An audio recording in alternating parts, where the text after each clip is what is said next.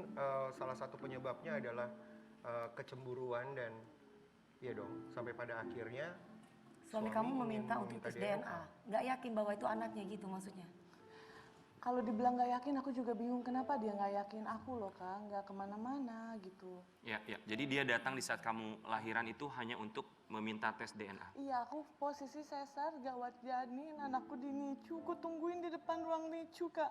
Belum boleh berdiri loh, aku tuh. Aku paksa bilang sama susternya, suster saya mau turun ke bawah. Tes DNA sekarang juga, tolong. Sekarang juga. Saya tunggu, karena kan dia bilang kan dia udah datang dari Sukabumi kan. Sampai di sana dia bilang tes DNA cuma hanya punya waktu 15 menit. Anak di NICU loh Kak. Jadi intinya kamu tuh juga berani lah membuktikan bahwa aku tes DNA berani, bahwa ini memang benar-benar anakmu gitu maksudnya sayang. Kak, ini sampai masa idahku selesai. Jangankan tes DNA, visum yang lain pun aku berani. Fitnahnya berkelanjutan gitu. Sedih pastinya melihat seorang ibu ketika melahirkan anaknya tapi ditantang untuk melakukan tes DNA di hari dia melahirkan. Gawat janin, belum Dan sang sehat. anak masuk di NICU juga. Iya. Sang ayah dari anak yang kamu lahirkan sempat bertemu dengan anaknya di NICU. Dilarang sama security rumah sakit.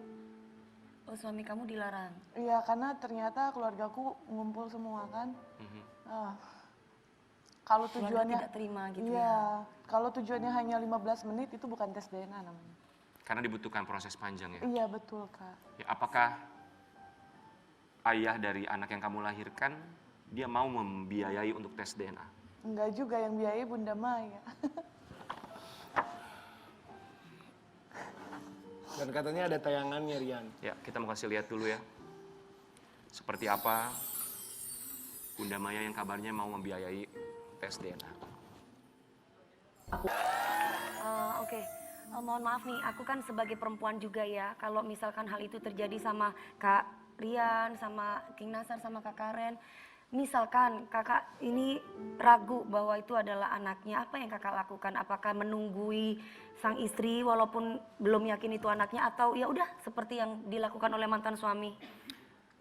Kita memang tidak bisa menempatkan posisi kita Ya. menjadi orang tersebut ya. Tapi kalau saya sih secara pribadi, kalau aku ya, mau anak saya, mau bukan anak saya, darah saya atau bukan, kalau sudah dititipkan berarti itu sudah jalannya Tuhan. Ya betul sekali. Kalau saya ya. Dan semoga kita nggak ada dalam posisi itu karena itu posisi yang berat juga. Sulit gitu ya. loh. Iya. Nggak bisa. Kalau udah begini tuh nggak bisa nyalahin yang perempuan, nggak bisa nyalahin yang laki. Jadi Betul. ya kalau menurut saya saya sendiri dua-duanya juga memang salah gitu. Iya, Jadi iya. nggak bisa kita pihak ke yang perempuan, pihak ke yang laki. Ya udah kalau udah lahir ya udah iya kalau udah lahir ya udah di. Tapi kan perempuan itu sisi yang lemah, King. Betul, Setidaknya kan betul. kalau misalkan kita ditemani walaupun itu bukan anaknya kan seharusnya kan ya udah selesaikan dulu sampai Iya, kelahiran. secara psikologis gitu ya, Iya. memberikan support secara Semangat moralnya gitu, ya. empatinya.